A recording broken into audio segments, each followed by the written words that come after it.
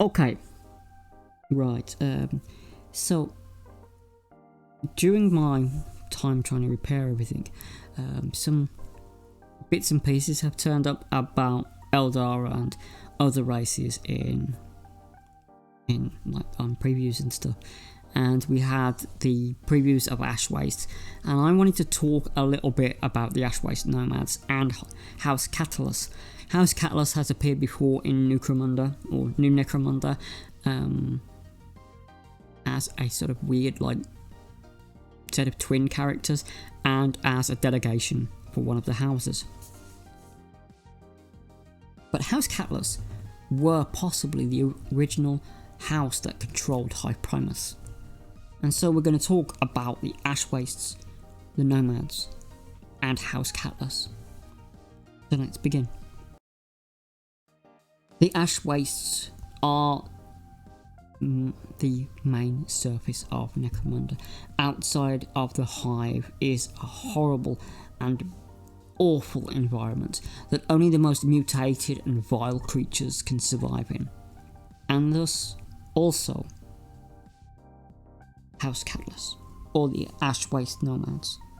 And if you cross the wastes, you must interact with these individuals. You either have to fight them, you have to pay them off, or you have to deal with them in some other way. The Ash Waste Nomads are the true lords of Necromunda, for outside the hives, it's their law, their rules and their game. Sure, if Helmwar wanted to, he could probably ask for help from the Imperial Fist and put them down. No one is going to argue with that method, but for some reason he doesn't. Perhaps House Catalyst and perhaps the Nomads know something and are willing to use that trump card if the Lord Helmwar decides to go that route. So in this video we're going to talk about the Nomads from a Necromunda magazine that was written by Chris Ward and Warwick Kindle. This was a very small magazine that you used to buy for about £2 or £3 in Games Workshop, and sometimes it would have rules for new gangs and stuff.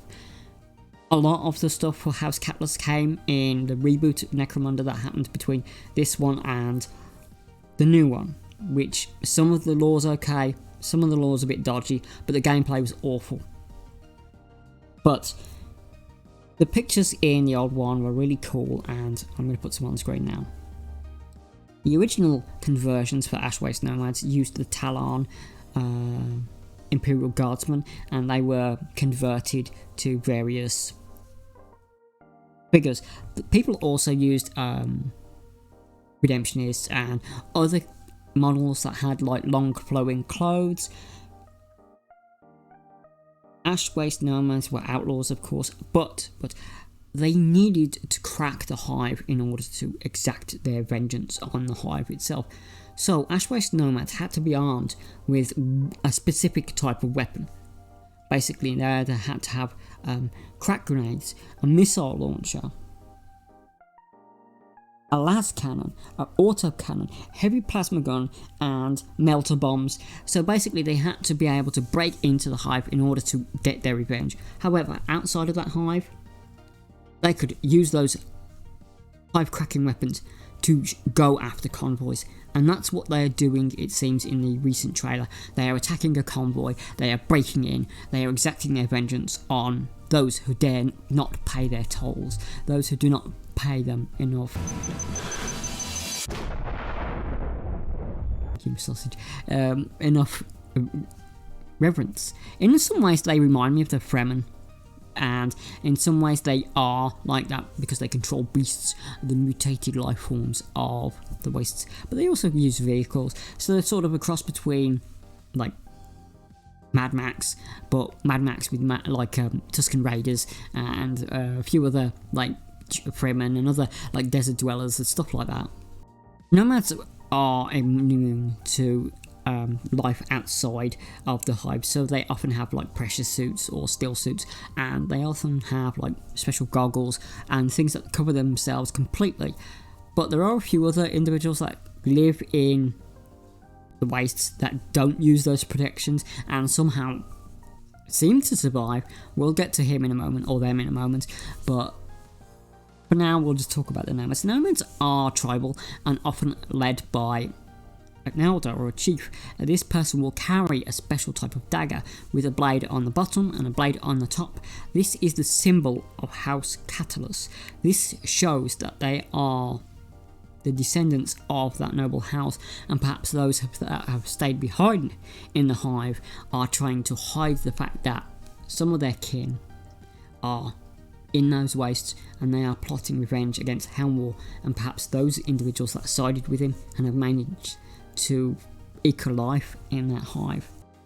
Nomads use a variety of weapons. They use standard gang weapons, but this is probably going to change now because each gang in necromunda or new necromunda seems to have their own weapon list, so we can't really say much about the weapon list because that's going to change. I think I would like them to keep the long rifle that they had, and I would like them to keep some sort of like cracking device, so maybe some sort of special bomb or special melter gun, a special device to blow up convoys, because the video shows them doing such.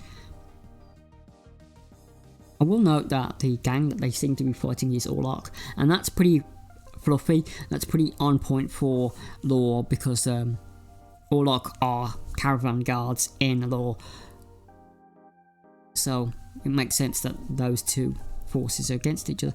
I did hear at one point this was going to be brat gangs, which would be interesting to see return from confrontation. There are two final things that I want to talk about.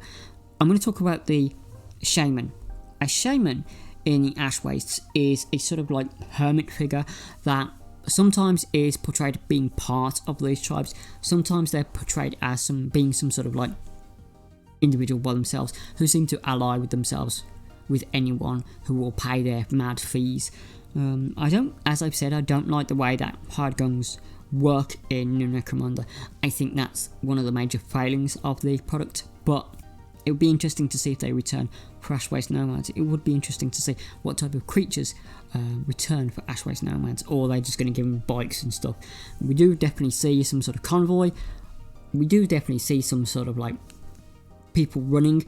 Perhaps they're on beasts, we don't really know because their shadow images are very shadowy, but there were some pictures from a very early concept art that I'll bung up now and you can see. Maybe we'll get some of those, maybe we won't. The last thing